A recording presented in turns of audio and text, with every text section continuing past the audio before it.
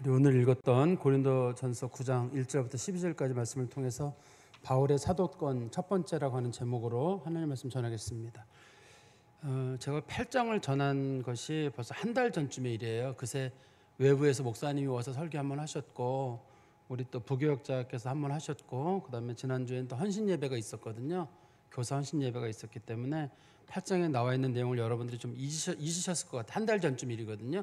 6월 15일 날 제가 설교를 했었습니다. 8장을요. 그 부분을 좀 제가 설명을 드리고 오늘 본문을 연결해서 말씀을 드리겠습니다. 8장에서는 어떤 내용이 나와 있었냐면 우상의 제물을 먹는 문제에 관련돼서 얘기가 돼 있었는데요. 이 고린도 교회는 성도들이 사도 바울에게 궁금한 것이 있었습니다. 사도행전 15장에 보면 그 예루살렘 교회가 결정을 내리기를 우상의 제물이나 그 다음에 목매달아 죽인 거나 핏째 먹지 말거나 음행을 하지 말라는 4가지 규정을 정했거든요. 특별히 그 중에서 우상의 제물에 관련된 내용을 관련돼가지고 우상의 제물을 먹는 것이 옳으냐 그르냐에 대해서 고린도 교회가 사도 바울에게 편지를 보내가지고 내용이 궁금한 걸 물어봤던 것 같아요. 사도 바울이 그거에 대해서 그거 처음에 교회가 시작될 때는 필요한 거였지만 지금은 별로 필요한 거 아니다라고 이제 사도 바울이 답을 주고 있는 겁니다. 이게 지금도 그렇잖아요. 우상의 제물 먹으면 돼, 안 돼? 절대 안 되지. 먹어도 돼요. 성경적으로는 안 된다고 하시는 분들은 이 본문의 말씀을 잘 이해를 못하는 경우예요. 핏째 들은 건 먹으면 돼, 안 돼? 먹어도 돼요. 목매달아 죽은 거는요, 먹어도 돼요. 그러나 음행은 안 돼요. 그거는 또 다른 류의 죄기 때문에 그건 안 되지만 음식물에 관련된 건 먹어도 돼요. 근데 사도 바울은 로마서도 그렇고 고린도전서에도 그렇고 믿음이 좋은 사람은 어떤 사람이냐면 우상의 제물도 먹고 핏째 든 것도 먹고 목매달아 죽은 것도 먹는 사람은 믿음이 좋은 사람. 믿음이 약한 사람은 우상의 제물도 못 먹고 피도 못 먹고 목매달아 죽은 것도 못 먹는 사람은 믿음이 약한 사람이에요. 성경에서는 그게. 근데 우리는 지금 거꾸로 돼 있죠. 이거를 어떤 사람이 나는 피 든 거 못 먹게, 제가 그랬잖아요. 저는 양심에 걸려서 나는 순댓국도 못 먹고 순대도 못 먹었습니다 말씀드렸잖아요. 교회에서도 그렇게 배웠고 긴 세월 동안 그렇게 해왔단 말이에요. 최근까지도. 그러면 그게 제 생각할 때는 나는 보통 사람들하고는 다르게 특별한 경건을 유지하는 거로 생각을 했어요. 그게. 그렇지만 실제로는 제가 믿음이 약한 거예요. 성경은 뭐냐면 하나님이 다 주셨는데 우상의 제물은 뭐고 뭐 피든 거는 뭐고 다 먹어도 돼요. 아무 상관없어요. 하나님 보시기에는 죄송합니다. 하나님 보시기에는 그냥 뭐든지 먹는 사람이 믿음이 도리어 좋은 거거든요. 그런데 고린도 교회는 이게 문제가 됐냐면 고린도 지역에서는 사람이 개인적인 도축업자가 그 소나 돼지나 이런 걸 못 잡게 돼 있었어요. 이거를 잡으려면 반드시 제사장한테 가서 제사장이 안수하고, 그 우상의 제사장이에요. 신전의 제사장이 안수를 하고 그중에 일부를 가져가고 나머지를 이제 도축업자가 그걸 가져가서 판매를 했었거든요. 당시에는. 그렇기 때문에 모든 고기는 다 우상에게 바친 거라고 보시면 돼요. 개인이 잡을 수는 없기 때문에. 그런데 이제 이방인 성도들은 고린도 교회 원래 그 살던 지역 사람들 있잖아요. 그 사람들은 이 고기를 그냥 평상시에 먹었어요. 그냥 먹었기 때문에 아무 양심의 꺼리낌도 없어요. 그냥 즐거운 마음으로 먹었는데 유대인 중에서 기독교인이 된 사람들 있잖아요. 유대인이었다 기독교인 된 사람들은 이걸 안 먹는 전통에서 자랐던 거예요. 안 먹던 전통에서 자랐던 사람들이니까 그 사람들은 이걸 먹는 사람들을 보니까 이해가 안 되는 거예요. 그럼 누가 더 믿음이 좋은 거냐? 제가 다시 한번 말씀드리겠어요. 이방인 성도들이 믿음이 좋은 사람이에요. 성경에서는. 그 사람들은 하나님이 주신 건데, 만물이 주게 주신 건데 뭘 먹으면 어때요? 이거 먹으면 어떠고 저거 먹으면 어떠고 즐거운 마음으로 먹는데 유대인 성도들은 저거 이방인들 보라는 거예요. 목매달아 죽은 거 먹고 우상의 제물 먹고 피를 먹고 저게 신앙인이냐고 막 이런 식으로 비난을 했는데, 알고 보면 사도 바울은 믿음이 연약한 성도들이다 이 사람들은. 그러면서 뭐든지 먹을 수 있는 성도들에게 이렇게 부탁을 했어요. 믿음이 연약한 성도들, 특히 우상의 제물과 관련돼서 우상의 제물을 못 먹는 성도들이 있거든. 너희들이 그 사람들을 불쌍히 여기고 좀 배려를 해줘라. 이렇게 얘기를 했어요. 만약에 당신들이 배려를 하지 않고 먹게 되면 그 사람들은 아직까지 그것을 먹어야 된다는 정당성을 가지고 있지 못한데 그걸 먹다 보면 신앙에 문제가 생겨가지고 도리어 하나님에 대한 그 믿음 생활에서 떠나는 사람이 있으니 할 수만 있거든 그 사람들을 배려해라. 그리스도인들은 먹을 수도 있고 안 먹을 수도 있거든요. 그렇지만 다른 사람을 위해서 배려하고, 두 번째는 하나님의 영광을 위해서. 다른 사람이 그 때문에 시험 드는 사람이 생기게 되면 시험 드는 사람이 생기게 되면 하나님의 영광 가리잖아요. 그러니까 다른 사람이 그런 걸 못 먹는 사람이 있으면 그 사람을 배려하는 거예요. 이거는 이제 일상적인 삶에서도 있을 수가 있는데 어떤 분들은 가족 전통 특성상 어떤 음식을 안 먹는 집들이 있어요. 저희 같은 경우가 이제 개고기를 안 먹는 집이었고 순대 그런 걸 안 먹는 집이었단 말이에요. 저희 집이. 근데 어떤 집은 그런 거 잘 먹고 사는 집들이 있잖아요. 저는 어렸을 때 어떤 게 제일 시험에 들었냐면 분명히 내가 친구네 집에 가서 매어 있는 개를 봤는데 얼마 뒤에 그 개가 없어진 거예요. 그래서 내가 물어봤어요. 어떻게 했냐 했더니 우리가 먹었다는 거예요. 자기네가. 그래서 내가 야 진짜 남의 개는 먹어도 니네 개를 어떻게 먹니? 그랬더니 그럼 걔 말은 그러면 우리 개를 다른 사람이 먹어야 되겠냐고. 우리가 먹어야지. 그래서 너무 걔는 편안하게 얘기를 하더라고요. 나 그러고 나서부터는 그 친구가 약간 개 냄새가 나는 것 같더라고요. 느낌에. 그런 걸 안에 없는 전통에 살아온 사람이에요, 제가. 근데 그 친구는 생각할 때 아니 뭐 지금은 안 먹는 문화지만 그때는 잘 먹던 문화잖아요, 사람들이요. 그 친구는 즐거운 마음으로 잘 먹는데 같은 교회 다니는 친구고 저만 그냥 그때 그 전통이 잘나서 그런 건데 그런 경우에 그 친구가 제가 믿음이 연약한 친구인 거예요. 그럴 때는 그냥 모르는 척하고 글쎄 어떻게 했을까 하고 이렇게 슬쩍 얘기한다든지 그리고 내가 마음에 상처가 있으면 조심할게 뭐 이렇게 한다든지 해야지 왜 먹으면 뭐 안 되는데 이런 식으로 하지 말라는 거예요. 이게 지금 현실적인 문제로 놓고 보면 그런 거랑 관련이 돼 있다는 겁니다. 그게 왜 오늘 본문이랑 관련이 되냐면 사도 바울이 맨 끝에서 이런 말을 했거든요. 한번 보세요. 8장 13절에 보시면 사도 바울이 이렇게 얘기를 했습니다. 그러므로 만일 음식이 내 형제를 실족하게 한다면 나는 영원히 고기를 먹지 아니하여 내 형제를 실족하지 않게 하리라. 결과적으로 사도 바울이 고기를 안 먹었던 것 같아요. 혹이라도 사도 바울이 고기를 먹게 되면 우상의 제물이잖아요. 대부분 우상의 제물을 바친 거니까 사도 바울이 먹게 되면 누군가 더 시험될 사람이 생길 것 같으니까 사도 바울이 고기를 안 먹었던 것 같습니다. 그러면 제가 아까 말씀드렸잖아요. 고기를 먹은 사람이 믿음이 좋은 사람인가요? 고기를 안 먹는 사람이 믿음이 좋은 사람인가요? 이 동네에서는 고기를 먹는 사람이 믿음이 좋은 사람인 거예요. 원래 하나님이 주신 건데 만물이 주에서 주신 건데 먹으면 어떻고 안 먹으면 어때요? 그냥 먹으면 되는 건데. 근데 사도 바울이 안 먹으니까 사람들이 사도 바울이 믿음이 적은 사람이구나. 그런데 저게 무슨 사도야? 라는 식으로 분위기 확 바뀌어버린 거예요. 사도 바울의 사도권에 대한 의심이 생겨버린 거예요. 사도 바울이 다른 사람을 배려하려고 일절 그 음식을 안 먹으니까 그거를 뒤집어 씌워가지고 사람들이 사도가 저런 것도 못 먹어? 우린 다 먹는데 우리한테는 그리스도인의 자유가 어떻고 뭐든지 먹어도 된다고 말해놓고 자기는 안 먹으면 저 사람이 실제로는 믿음이 약한 사람이고 실제로는 사도가 아닌가 보다 이런 식으로 해서 사도 바울을 의심하는 사람이 생겼는데 이거는 그 교인들이 만든 건 아니에요. 그 교인들보다 외부에서 들어온 어떤 사람들이 나중에 사도 바울이 떠난 다음에 사도 바울에 대해서 비난을 한 거예요. 니네 그 교회에 옛날에 계시던 목사님 사도 바울이라고 있었지 그분은 그때 고기를 먹었니 안 먹었니 그러면 안 먹었어요. 그러면 그리스도인이 뭘 먹으면 다 먹으면 돼. 근데 그 목사님은 안 먹었어요. 그러면 그 목사님 믿음이 적은 사람이야. 근데 사도가 고기도 하나 못 먹어? 이런 식으로 된 거예요. 이게 현실적으로 여러분 다 이해가 안 될지 모르겠는데 저는 이게 이런 비슷한 예가 하나가 있는데요. 제가 전도사 생활을 처음 할 때였는데 저희 섬기던 교회 목사님이 이 개고기를 그렇게 좋아하셨어요. 목사님께서. 그래서 여름에 교회를 가기만 하면 목사님이 뭐 먹으러 가자 자꾸만 그러시는 거예요. 저는 못 먹고. 그래서 목사님 때문에 제가 이제 그래도 끌려는 가서 옛날에는 그 개고기 집이랑 삼계탕 집이 항상 같이 있었어요. 지금은 아예 없죠. 지금은. 그래서 저는 목사님 삼계탕을 먹고 있는데 목사님 하루는 그러는 거예요. 넌 목회하게 틀렸다는 거예요. 이 개고기 먹는 실력과 영성이 비례한다는 거예요. 실제로 옛날 부흥사 목사님들이 개고기를 좋아했어요. 실제로 우리나라에서 실제로. 그래서 그 목사님은 개고기를 못 먹는 그 목사님의 논리는 뭐예요? 개고기를 못 먹는 사람은 목회하지 못한다. 저한테 너는 목회하게 틀렸단 말을 여러 번 말씀하셨어요. 목사님께서. 그래서 지금 이 모양인지 모르겠어요.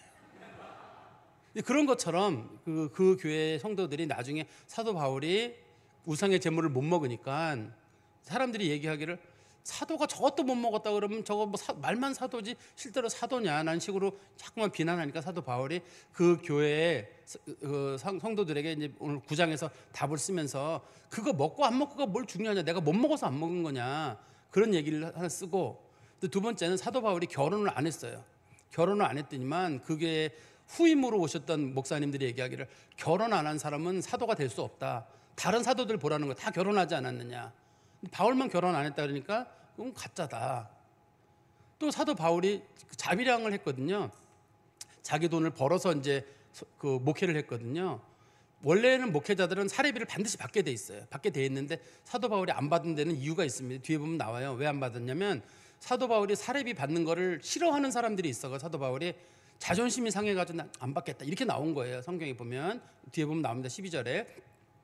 그러니까 사도 바울이 안 받았는데 사람들이 얘기하기를 사례비를 안 받는 사도는 가짜다 이렇게 또 얘기가 된 거예요. 사도 바울이 그거에 대해서 변명하는 세 가지를 변명하는 거죠. 하나는 우상의 제물을 먹지 않는 문제에 대해서 안 먹는 거 왜 안 먹느냐? 믿음이 적어서 그러냐?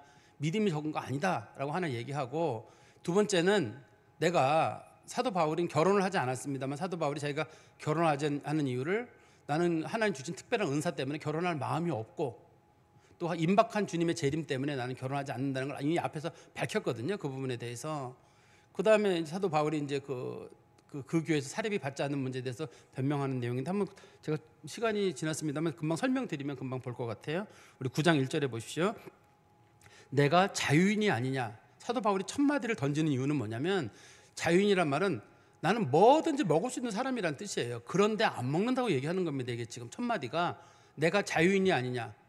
우상의 재물이든 뭐든 나 다 먹을 수 있는데 단지 나 때문에 혹시라도 실족할 사람이 있을까 봐 내가 먹지 않는 것뿐이다라는 뜻을 지금 내가 자유인이 아니냐라고 얘기를 한 겁니다.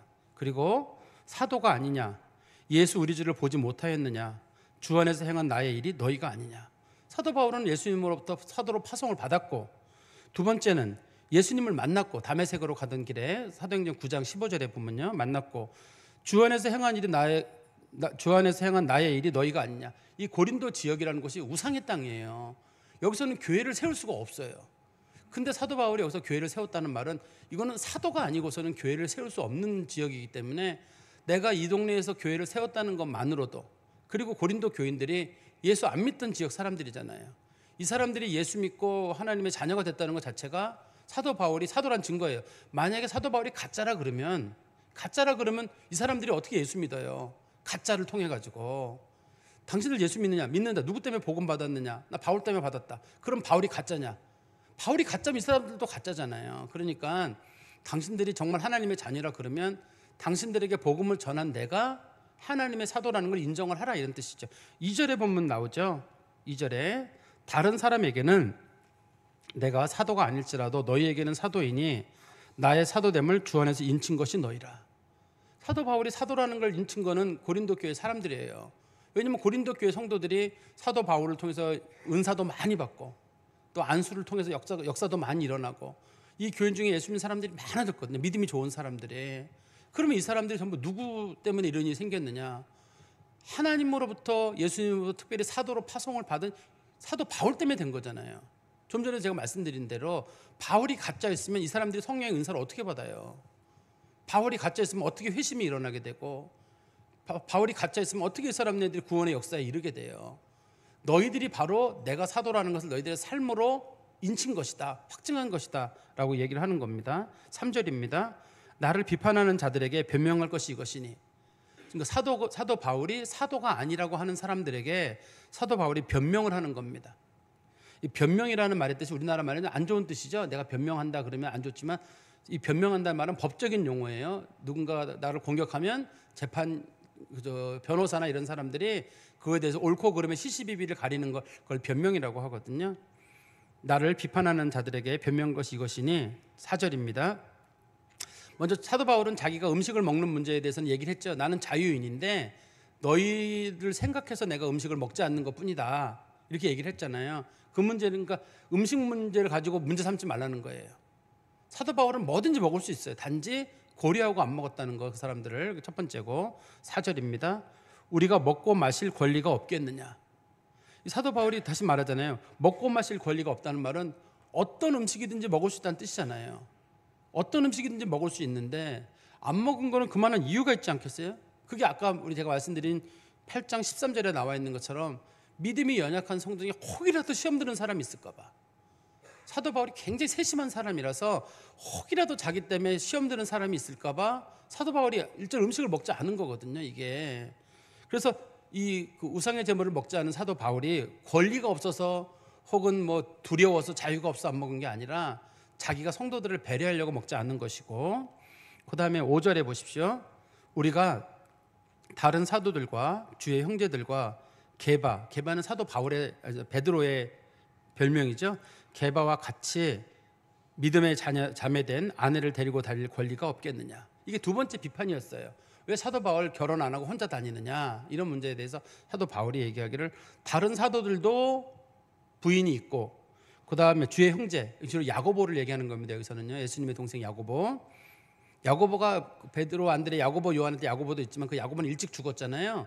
그 초대교회가 생길 때 제일 먼저 순교를 당해서 죽었어요. 야고보는, 여기서 말하는 야고보는, 성경에서 말하는 야고보는 야고보서를 쓴 야고보, 예수님의 동생 야고보입니다. 주의 형제와 그다음에 게바. 원래 그 베드로의 본명은 시몬이에요. 시몬인데 예수님께서 그의 이름을 게바라고 불러줬거든요. 반석이란 뜻이에요. 그런데 그거를 전도 여행을 나가다 보니까 반석이라는 이름으로 좀 부르기 그러니까 이름을 베드로라는 이름으로 바꾼 거예요. 우리식으로 말하면 예수님께서 베드로의 이름을 바우라고 불렀을 거예요. 바우야. 우리나라 사람들이 바위를 바우라고 부르잖아요. 시골에서 바우야 이렇게 불렀는데 사도 바울을 보는 사람들이 바우야 그러면 이상하니까 사람들이 미스터 락 이렇게 하면 마치 느낌이 다르지 않아요? 그죠? 바위라는 뜻이 영어에 락이라는 단어 있잖아요. 사도 바울을 보면 사람들이 저 사람이 미스터 락이래. 그러면 느낌이 다르듯이. 근데 우리끼리 보면은 그냥 바우에 불과한데. 근데 어쨌든 예수님께서 사도 베드로에게 그의 이름을 게바라고 불러줬는데 베드로도 그러고 다 부인을 데리고 다녔어요. 초대교회 성도들은. 그리고 그러니까 여기 보면은 권리가 없다는 게 아니라 있지만 자기는 안 데리고 다녔다는 것뿐이고, 6절입니다. 어찌 나와 바나바만 일하지 아니할 권리가 없겠느냐. 그러니까 일하지 않은 사람, 자비량을 한 사람이 사도 바울만 자비량한 게 아니라 바나바도 자비량을 했습니다. 여기 보면은 그러니까 바울과 그 바나바가 1차 전도여행을 떠났잖아요. 그때 그 사람들이 아마 자비량을 했던 것 같아요. 그 자비량 선교를 했던 이유는, 자비량 선교를 한다는 이유가 있어요. 첫 번째 사역지에 나갔는데 그 사람들이 무슨 신앙이나 있어야지 헌금을 내죠. 특히 초대교회 성도들, 베드로나 이런 사람들이 사역했던 지역은 전부 유대인 지역이거든요. 유대인들은 말씀을 받으면 헌금을 내는 문화예요. 헌금을 내는 문화입니다. 그렇지만 이방 지역은 말씀만 받기만 하지 헌금을 안 내는 지역이에요. 그러니까 사도 바울하고 이 바나바가 선교지에 가서 당신들 헌금 내라. 어떻게 그래요? 이게 막 교회 생긴 지도 얼마 안 되는데. 근데 어떤 분들은 그걸 가르치라고 하시는 분들이 계시더라고요. 막 가르쳐서 내라 그러는데 그거 쉽진 않은 것 같아요. 그게 생각보다 쉽지 않아요. 제가 옛날에 남아공에 있을 때 교회를 개척한 적이 있었거든요. 교인이 한 200~300명 됐어요. 그런데 이제 헌금 다 걷어도 우리나라 돈으로 한 몇천 원 나왔을래나? 내기는 내요. 근데 뭐 10원짜리 내고 뭐 5원짜리 내고 해서 다 모아도 저 혼자 내는 것도 안 되는 것 같은데요. 그게 다 모아도 뭐 제가 한 4년 있었거든요. 그래도 그게 헌금이 안 거치더라고요, 잘. 근데 이제 간혹 이제 어떤 사람들이 지나가다가 보면서 이거 헌금 수고한다 그러면서 뭐 돈 10만 원씩 내고 가는 사람들이 있어요. 차 타고 가는 사람들이 그 노숙자들을 상대로 제가 선교한다 그래가지고 돈을 주고 가시는 건 제가 봤는데, 그런 경우는 있을지 모르겠는데 헌금 문화가 안 갖춰진 데가 있어요, 원래. 그래서 사도 바울이 할 수 없이 자비랑 선교를 한 겁니다, 이게. 근데 사도 바울이 고린도에 있을 때에도 자비랑 선교를 했었어요. 사도 바울이.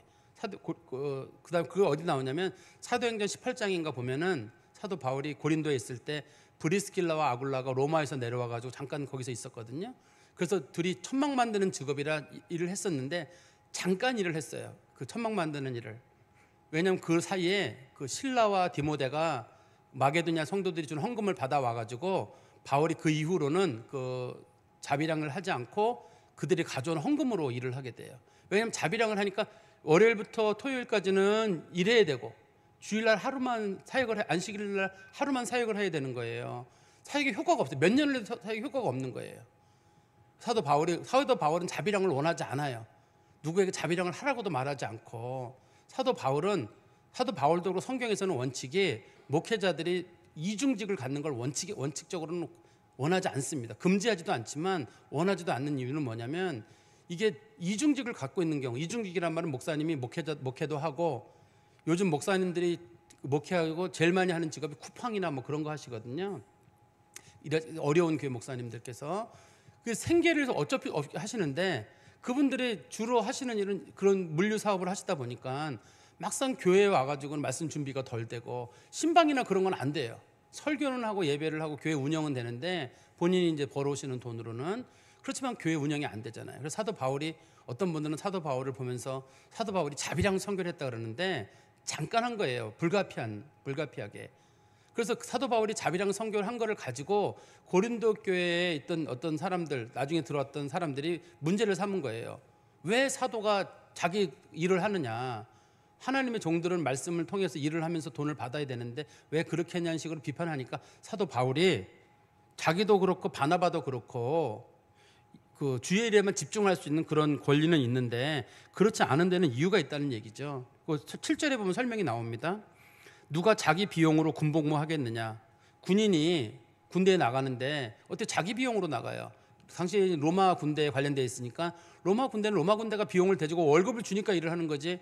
네가 월급도 네가 벌고 네 돈 다 네 생활비로 네가 전쟁에 나가라 그러면 군인들이 용기가 생기나요? 군인들에게 적정한 정도의 돈을 주고 또 공을 세웠으면 그거에 대한 포상도 하고 그래야 군인들이 적당하게 일을 하는 건데 이 당시에 로마 군대는 용병이었거든요. 그러면 이 사람네들이 돈 안 주면 군대 나가나요? 그러니까 여기서 말하기를 누가 자기 비용으로 군복무 하겠느냐. 군인들도 전쟁 나가려면 당연히 국가로부터 돈을 받아서 나가고 누가 포도원을 심고 그 열매를 먹지 않겠느냐. 포도원 내가 심었으면 열매를 먹어야죠. 그리고 누가 양떼를 기르고 그 젖을 먹지 않겠느냐. 이 포도랑 양떼는 교회를 부르는 명칭이거든요. 교회를 세웠다 그러면 당연히 교회로부터 목회자들이 사례를 받는 게 옳다는 거예요. 그러면서 8절에 이렇게 말하죠. 내가 사람의 예대로 이것을 말하느냐. 내가 지금 말하는 걸 보니까 뭐 포도 얘기, 군인 얘기, 양 얘기하는 건 이건 사람 얘기하는 거 아니냐는 식으로 얘기를 하는데 그러나 8절입니다. 율법도 이것을 말하지 아니하느냐. 구약 성경에서도 목회자들이 사례비를 받아야 된다고 얘기하고 있지 않느냐. 자기가 사례비를 받는 게 옳은 줄 알지만 안 받는 데는 이유가 있다는 걸 설명하려고 하는 겁니다. 사도 바울이 9절입니다. 모세 율법에 곡식을 밟아 떠는 소에게 망을 씌우지 말라. 이게 이제 신명기 25장 4절에 나오는 말이에요. 신명기 25장 4절에 곡식을 밟아 떠는 소에게 망을 씌우지 말라. 원래 뜻은 어떤 뜻이냐면 소에게 잔인하게 하지 말라는 거예요. 미물이라도 소에게 너무 잔인하게 해가지고 일만 시키고 입에 딱 재갈을 물려가지고 아무것도 못하게 하지 말고 소가 일을 힘들게 하는 만큼 곡식이라도 자유롭게 먹게 해라. 근데 소가 꽤 많이 먹어요. 꽤 많이 먹습니다. 그러니까 이제 주인들이 소를 못 먹게 하려고 입을 딱 막는 일이 있는데 하나님께서는 미물이라도 수고한 건 먹게 해라. 그래서 소의 입에 망을 씌우지 말라고 했거든요. 그런데 이것이 사도 바울은 이걸 어떻게 봤냐면 보세요. 모세율법의 곡식을 밟아 떠는 소에게 망을 씌우지 말라 기록하였으니 하나님께서 어찌 소들을 위하여 염려하심이냐. 이거 소 얘기만 하는 건 아니잖아요. 소를 이 정도 하나님께 돌보신다면 하나님의 일을 하는 사람들도 당연히 하나님의 일을 하면서 거기서 얻어지는 이익을 먹고 살아야 된다는 거잖아요. 말씀을 전하는 사람도 말씀을 전하는 것 중에서 이익을 얻어야 되는데 근데 최근 들어서 보면 그 교회들이 목회자들을 원할 때 그 목사님 교회에서 사례비를 안 받는데 그러면 되게 좋아해요. 특히 시골 교회 같은 경우를 보면은 목사님들 연세 드신 목사님들을 좋아하는 경우가 있어요. 왜냐하면 목사님들이 자녀가 있고 뭐 있으면 싫은데 목사님들이 현직에 계시다가 다 은퇴하셔가지고 목회를 시작하신 분들 보면 연금 나오는 게 있어요. 목사님들이 그러면 교회에 가서 사례비를 안 받아요. 그럼 성도들이 너무 좋아해요. 목사님들 사례비를 안 줘도 되는 거니까. 근데 목사님이 연금을 받고 사례를 받을 정도면 벌써 연세가 70을 넘어가는 거잖아요. 그러다 보니까 목회자들이 시골 목사님들이 70, 80을 넘어가게 되는 거거든요.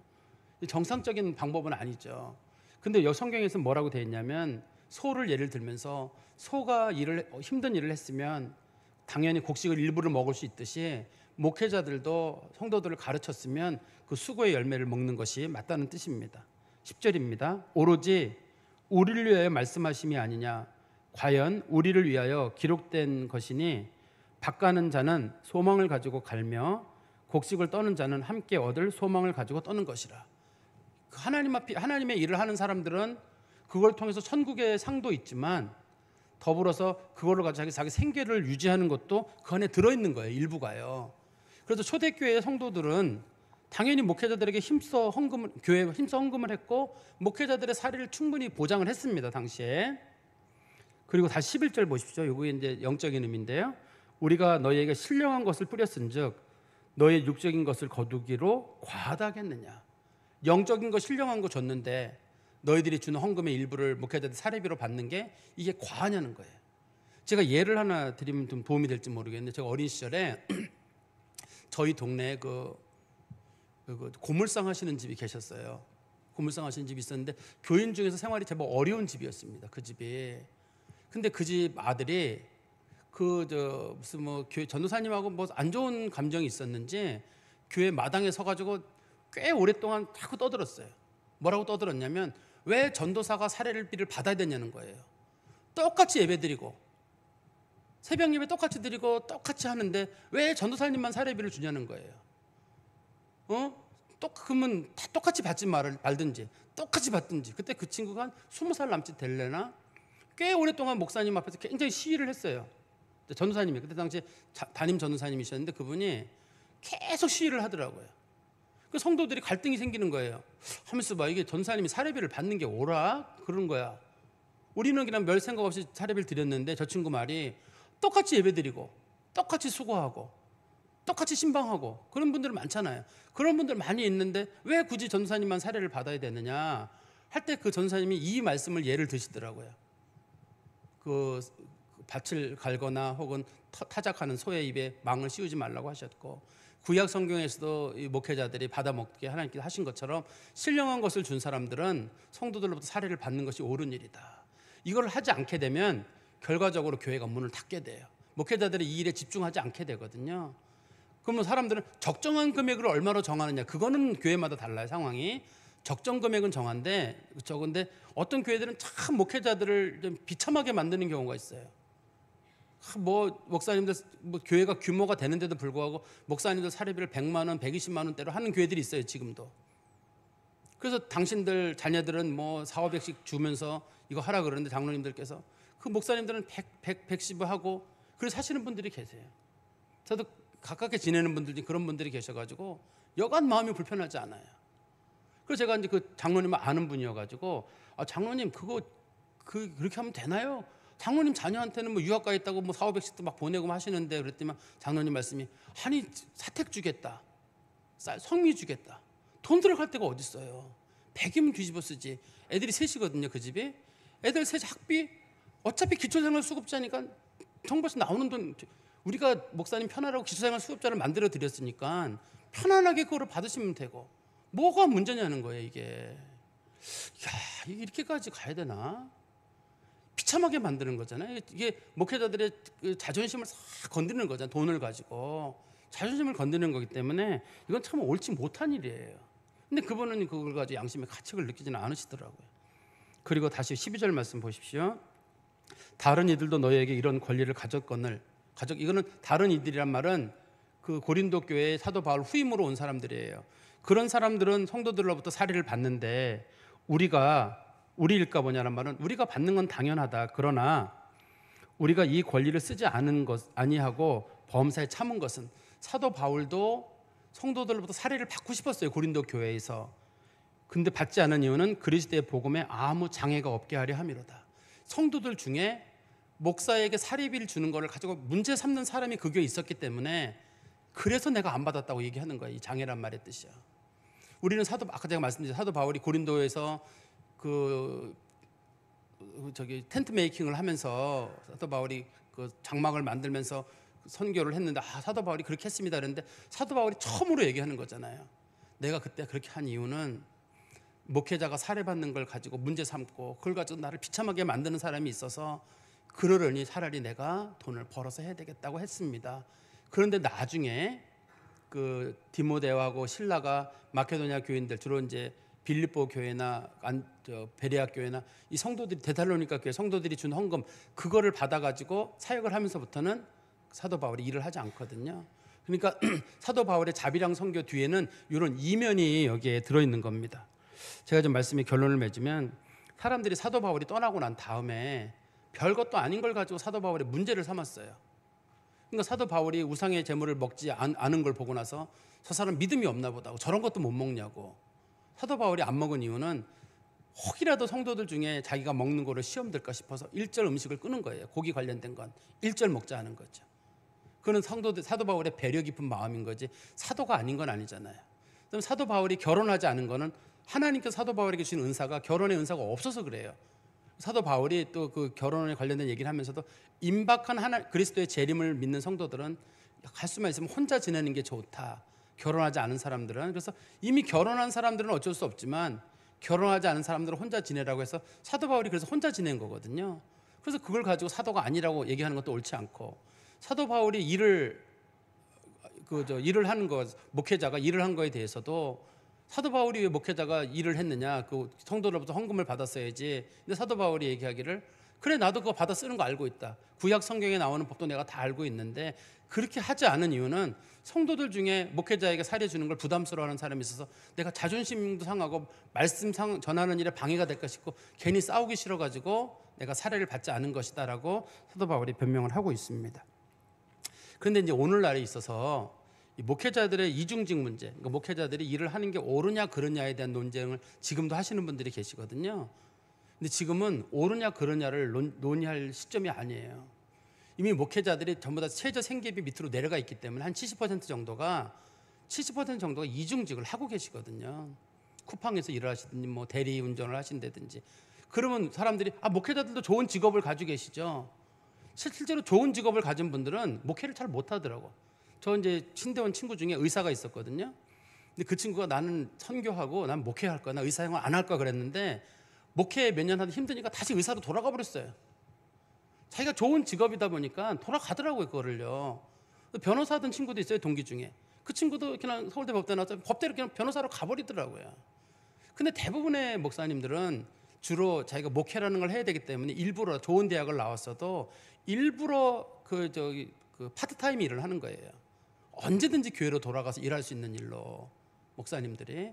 근데 지금 한국 교회가 전반적으로 재정적으로 어려워지고 감소되면서 한 70% 정도의 목사님들이 이중직을 자이든 타이든 하고 있다고 하고 있거든요. 지금은 이중직이 옳으냐 그르냐는 목사님이 음식을 먹는 게 옳으냐 그르냐 그거를 따지는 건 똑같은 거기 때문에 지금은 이게 논의를 할 수도 없는 거예요.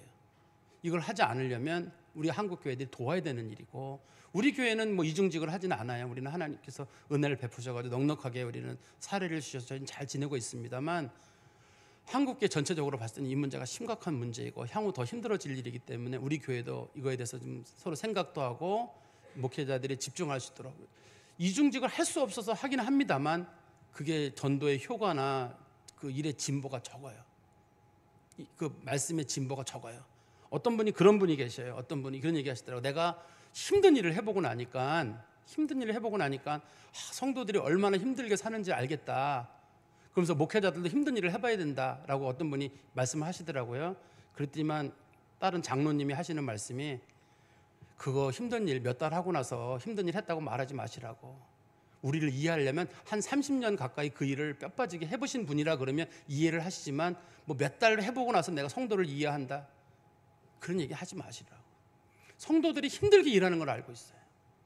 그걸 목회자들이 성도들을 체험하기 위해서 몇 달 일해가지고 뭐 성도들의 마음을 이해한다, 그것도 안 되는 일이에요. 성도들은 성도들 일이 있고 목회자들은 목회자들이 있고, 성도들이 목사님께 원하는 게 목사님 우리처럼 같이 쿠팡에서 일하시고 우리랑 같이 대리운전하시고 이게 아니잖아요. 목사님 우리 위해서 기도해 주시고 우리 좀 잘 챙겨주시고 우리 힘들 때 좀 돌봐주시고, 그것 때문에 성도들이 목회자라고 부르고 우리에게 사례도 주고 대접하는 거지, 같이 무슨 일 하자고 같이 운전하고 뭐 뛰고 이렇게 하고 뽑는 건 아니잖아요. 우리가 그렇다고 해서 몇 달 하고 몇 년 했다고 성도들의 수고를 이해나 하겠어요? 성도들은 성도대로 수고하고 있는데 그 돈 벌려고 뻔빠지게 다 일하잖아요. 그러니까 서로 역할이 다른 거예요. 성도들은 성도들대로 힘든 일을 하면서 벌어서 하나님 앞에 헌금을 하는 거고, 목회자들은 또 그걸 받아서 살면서 성도들 기도하고 서로 돌보고, 이런 게 교회의 좋은 모습이거든요. 어쨌든 우리가 이 본문에 나와 있는데 사도 바울의 사도권에 대한 문제들이 서로 논의가 됐는데, 지금 한국 교회를 봤을 때는 이 문제가 또 다른 방향으로 문제가 어려워지고 있는 것 같아요. 많은 목사님들이 지나칠 정도로 어려움 가운데 놓여 있기 때문에 우리가 좀 고민해 봐야 되지 않을까 하는 그런 생각이 듭니다. 기도하겠습니다. 하나님 아버지, 주님 은혜 감사합니다. 사도 바울과 같은 위대한 종들도 사람들에게 이렇게 모함을 당하고 어려운 일을 당하는 걸 보면 우리 그리스도인들이 혹이라도 사람들에게 모함을 당하거나 또 오해를 겪거나 어려움이 있을 때도 당연한 것인 줄 알고 잘 받게 하시고 하나님께서 수고한 자들에게 반드시 상을 주시는 줄 알고 목회자들은 목회자들대로 성도들은 성도들대로 각자의 처소에서 하나님의 영광을 위해서 힘써 일하고 그로 말미암아 하나님의 교회가 잘 세워질 수 있도록 저희 가운데 은총을 내리워 주시옵소서. 특별히 어려움을 겪는 많은 목회자들, 선교사님들 정말 극단적인 어려움 가운데 있고 그들의 가족들과 자녀들이 신앙을 버릴 만큼 어렵다고 합니다. 하나님 불쌍히 여겨주시고 은혜를 내리워 주시옵소서. 예수 그리스도의 이름으로 기도하옵나이다. 아멘.